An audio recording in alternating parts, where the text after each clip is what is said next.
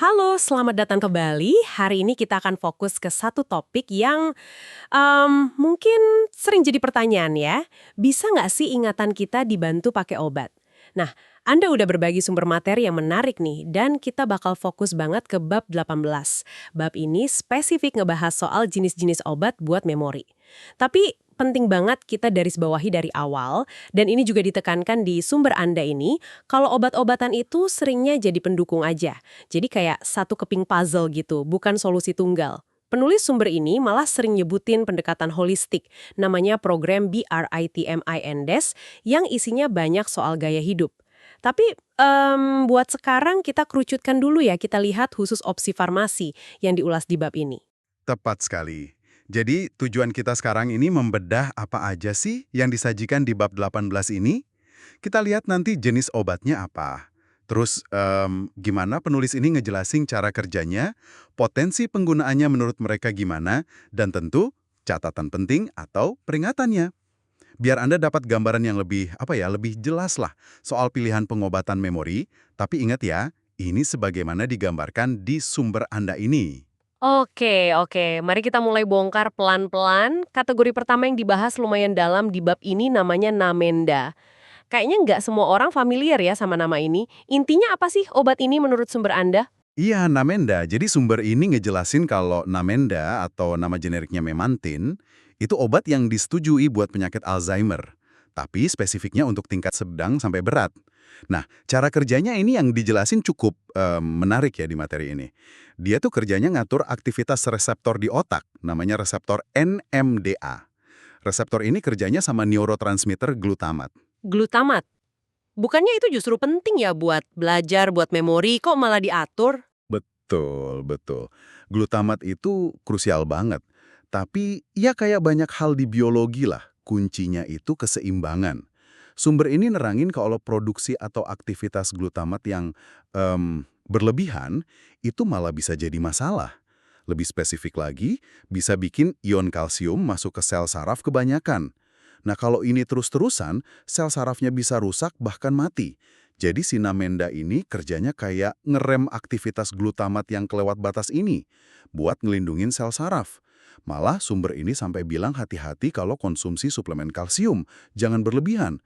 Mungkin ada kaitannya sama mekanisme masuknya kalsium ini. Ah, oke oke. Jadi logikanya ngelindungin sel saraf dari overload gitu ya.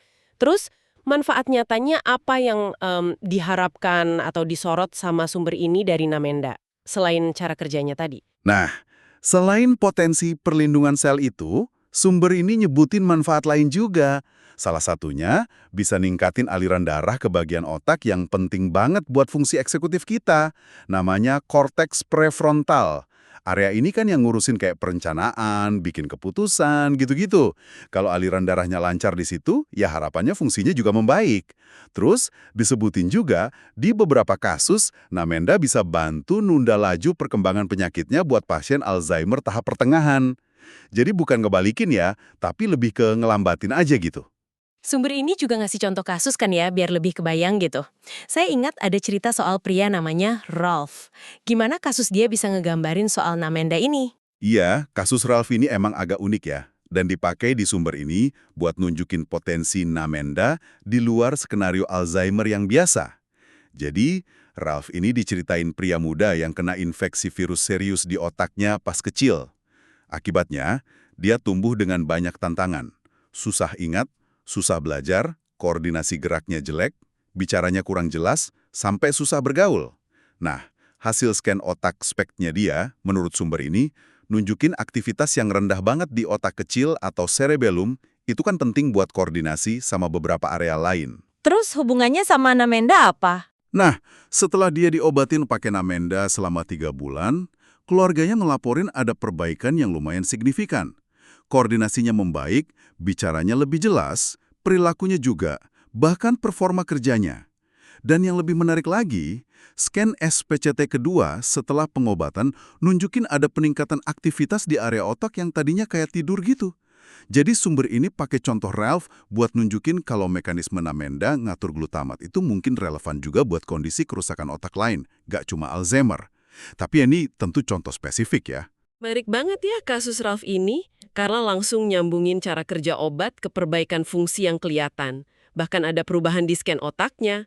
Jadi kita ngelihat obat ini dari sisi lain ya, nggak cuma sekedar cap obat Alzheimer. Oke, dari Namenda yang fokusnya ke glutamat, sumber Anda bawa kita ke pendekatan yang beda lagi nih.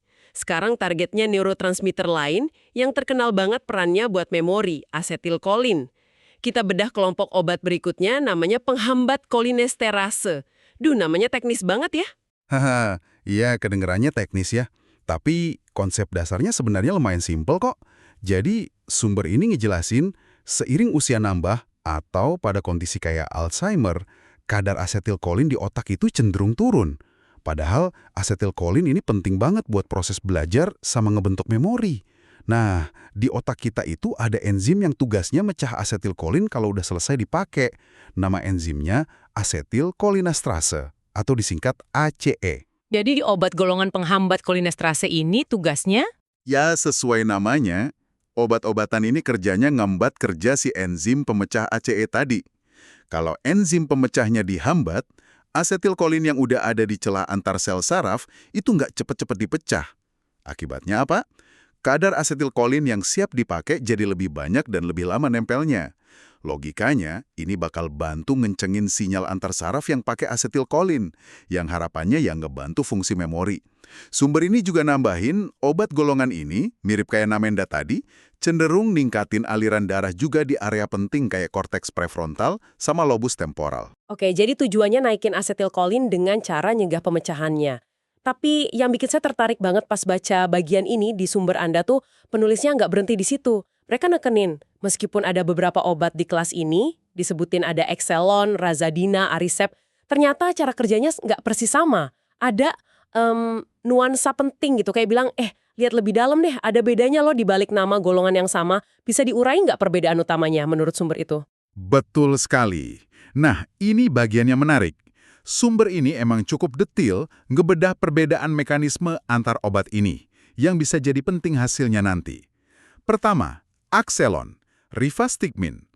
Uniknya Axelon ini, menurut sumber ya, dia bisa ngehambat 2 jenis enzim pemecah kolin, nggak cuma satu.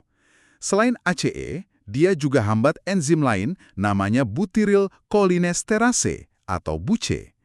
Kenapa ini penting? Soalnya kadar BUCE ini ternyata cenderung naik seiring penyakit Alzheimer berkembang.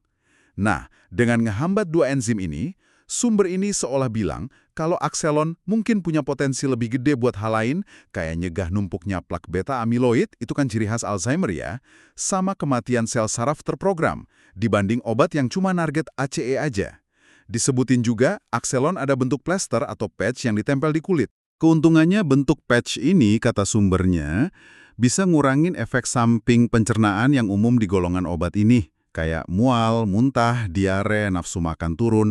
Exelon. Terus yang kedua, Razadine. Gimana? Yang kedua, Razadine galantamin. Kayak Exelon, Razadine juga hambat ACH, tapi dia punya mekanisme tambahan yang beda. Razadine ini juga nempel ke reseptor nikotinik di otak. Reseptor ini biasanya buat nikotin, tapi juga punya peran di fungsi kognitif. Menurut sumber ini, nempelnya Razadine ke reseptor nikotinik ini bisa ngatur aktivitas reseptor itu, yang akhirnya bisa ningkatin aktivitas otak secara keseluruhan, dan katanya sih, berpotensi juga ngelindungin dari kematian sel saraf. Jadi ada 2 jalur kerjanya, hambat pemecahan asetilkolin sama ngatur reseptor nikotinik. Efek sampingnya katanya mirip Exelon. Oke, jadi Exelon 2 enzim, Razadine enzim plus reseptor, terus gimana sama Aricept? Kayaknya ini yang paling sering didengar namanya ya. Ketiga, Aricept denepezil. Nah, di sini bedanya kelihatan lagi. Beda sama Exelon, Aricept ini cuma hambat ACE. Sumber ini secara eksplisit bandingin, seolah bilang, karena nggak hambat BUCE, Aricept mungkin kurang efektif buat hambat penumpukan plak dibanding Exelon. Terus beda sama Razadine, Aricept nggak nempel ke reseptor nikotinik. Jadi menurut sumber ini, mungkin juga kurang efektif buat naikin aktivitas otak lewat jalur itu. Penulis sumber ini bahkan ngutip studi, di mana pasien Alzheimer yang kondisinya turun pas pakai Aricept, dicoba dialihin ke Exelon. Hasilnya, sekitar separohnya katanya membaik setelah ganti. Ini tentu studi spesifik ya, tapi dipakai buat nekenin potensi beda hasil antar obat. Soal efek samping, Aricept katanya mirip yang lain, walau mungkin frekuensinya sedikit lebih jarang. Tapi ada catatan praktis menarik nih. Aricept katanya bisa bikin mimpi buruk kalau diminum malam. Jadi disaranin minumnya pagi aja. Ini benar-benar nunjukin betapa pentingnya detail cara kerja ya. Bukan cuma soal naikin asetilfolin, tapi gimana cara naikinnya itu bisa ngasih dampak beda. Paling nggak menurut perspektif dan data yang disajiin di sumber ini. Jadi kayaknya nggak bisa kita pukul rata ya, semua obat di kelas yang sama itu sama aja. Buat Anda nih sebagai pendengar yang mungkin lagi nyari info, apa sih implikasi praktisnya dari paham perbedaan ini? Implikasi utamanya ya kesadaran kalau ada kerumitan dan pilihan bahkan di dalam satu golongan obat yang sama. Seperti yang disajiin sumber ini kan, efektivitas dan bahkan profil efek sampingnya bisa beda-beda, tergantung mekanisme spesifik obatnya. Paham nuansa ini, misalnya, kenapa satu obat mungkin lebih dipilih dibanding yang lain di situasi tertentu berdasarkan cara kerjanya, seperti yang dijelasin di materi Anda, itu bisa jadi bekal pengetahuan yang berharga banget. Ini bisa bantu Anda diskusi lebih dalam sama dokter atau penyedia layanan kesehatan soal pilihan terapi yang paling pas buat kondisi dan kebutuhan spesifik Anda. Tentu aja, dengan melihat perspektif di sumber ini sebagai salah satu pertimbangan ya. Ini nunjukin pentingnya pengobatan yang lebih personal gitu loh. Jelas banget. Jadi setelah bahas Namenda yang main di glutamat, terus kelompok penghambat kolinesterase yang fokus ke asetilkolin dengan macam-macam caranya, sumber ini geser lagi nih ke kategori obat ketiga yang pendekatannya cukup beda lagi. Kita masuk ke ranah obat stimulan. Biasanya kan kita ngaitin ini sama ADHD ya.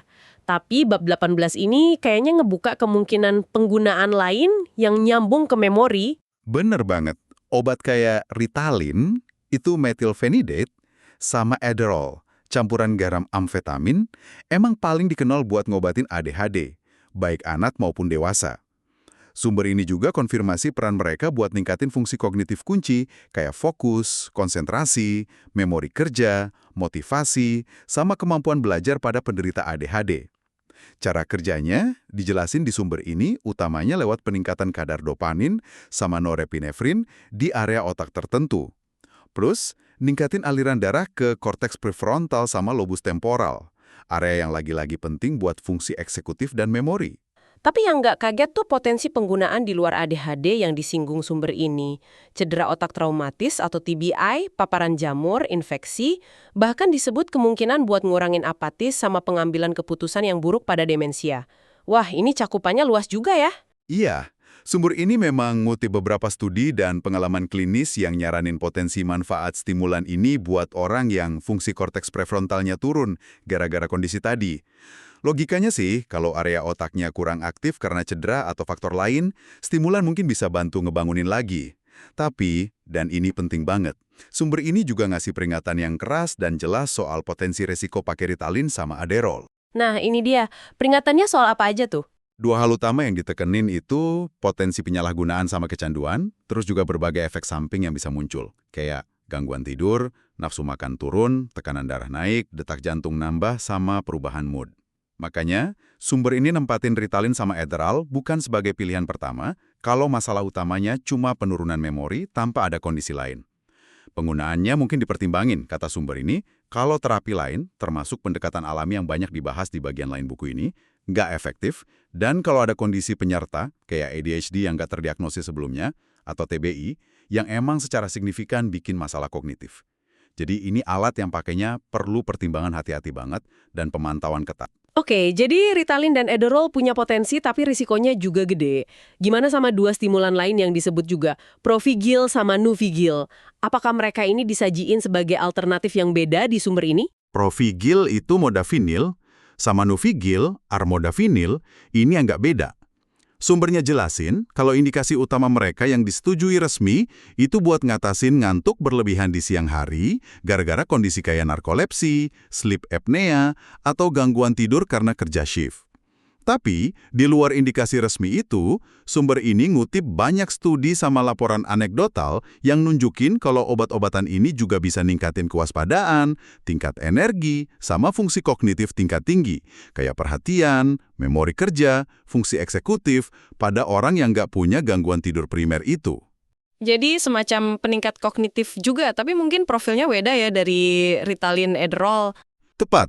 Berdasarkan pengalaman klinis yang dibagikan di sumber ini, Provigil sama Nuvigil cenderung punya efek samping lebih sedikit dan potensi kecanduan lebih rendah dibanding Ritalin atau Adderall. Meskipun gitu, efek peningkatannya ke fokus dan kognisi juga umumnya dianggap lebih ringan atau lebih halus. Sumber ini ngasih contoh kasus menarik nih, seorang mahasiswa doktoral penderita ADHD yang nggak tahan sama efek samping Ritalin Adderall. Katanya nafsu makan hilang parah sama jantung berdebar, ternyata cocok pakai Provigil. Obat ini bantu dia fokus 6-8 jam, cukup buat nyelesain disertasinya tanpa efek samping yang ganggu. Ini dipakai buat ngegambarin kalau Provigil Nuvigil bisa jadi pilihan buat sebagian orang yang butuh dukungan kognitif tapi nggak cocok sama stimulan klasik. Jadi gambaran keseluruhan buat stimulan di sumber ini tuh sebagai alat yang bisa sangat berguna di situasi spesifik. Seringnya kalau ada masalah fokus, perhatian, atau kondisi dasar kayak ADHD atau TBI yang ngaruh ke memori, tapi pakainya harus selalu diimbangin sama kesadaran penuh soal potensi resiko dan efek sampingnya ya. Bukan sesuatu yang bisa dianggap enteng gitu. Persis. Penulis sumber ini kelihatannya hati-hati banget pas nyajiin kategori obat ini, nekenin keseimbangan antara potensi manfaat di konteks yang pas sama keharusan buat waspada sama risikonya. Dengan cara beda-beda. Dan terakhir, kelompok stimulan, Ritalin, Adderall, Provigil, Nuvigil, yang ngaruh ke dopamin, norepinefrin, sama kewaspadaan.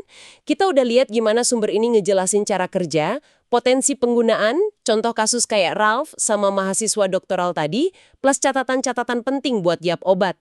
Dan penting buat kita ingat lagi ya, semua info dan perspektif ini kita gali spesifik dari bab 18 materi yang ada bagiin. Tujuannya ya biar Anda punya pemahaman lebih kaya soal opsi-opsi farmakologis ini seperti yang digambarin sama penulis sumber itu. Tapi jangan lupain benang merah yang konsisten ditarik sama penulis di seluruh buku ini. Obat-obatan ini paling efektif kalau dilihat sebagai bagian dari strategi kesehatan otak yang komprehensif. Mereka bukan pengganti, tapi bisa jadi pelengkap dari fondasi gaya hidup sehat. Makan yang benar, olahraga, ngelola stres, tidur berkualitas, aktivitas mental yang ngasah otak. Semua elemen yang masuk di pendekatan Bright Minds yang sering disebut di sumber ini. Penulisnya malah bilang secara eksplisit kalau obat kerja lebih baik kalau dikombinasiin sama dukungan lain. Itu poin yang krusial banget dan ngebawa kita ke refleksi penutup yang penting nih, terutama buat siapa aja yang peduli soal jaga kesehatan otak jangka panjang. Iya, mengingat berbagai pilihan obat yang udah kita bahas, dengan cara kerja, potensi manfaat, dan juga potensi efek sampingnya kayak yang diurai di bab 18 ini, gimana kita secara bijak menyimbangin potensi intervensi medis ini sama perubahan gaya hidup mendasar yang juga ditekankan banget sama penulis sumber ini. Sumber ini jelas bilang, obat butuh dukungan lain. Nah, pertanyaan reflektif buat Anda renungkan nih. Dari sekian banyak kemungkinan dukungan lain yang mungkin juga dibahas di bagian lain sumber Anda ini, apakah itu pola makan, rutinitas olahraga, cara ngelola stres, kualitas tidur, terus belajar hal baru, atau jaga hubungan sosial, mana yang rasanya paling krusial dan perlu jadi fokus utama Anda saat ini dalam perjalanan pribadi Anda menjaga atau meningkatin kesehatan memori? Apa langkah non-obat yang paling berdampak yang bisa Anda ambil berdasarkan pemahaman Anda sendiri tentang diri Anda dan informasi yang Anda kumpulkan?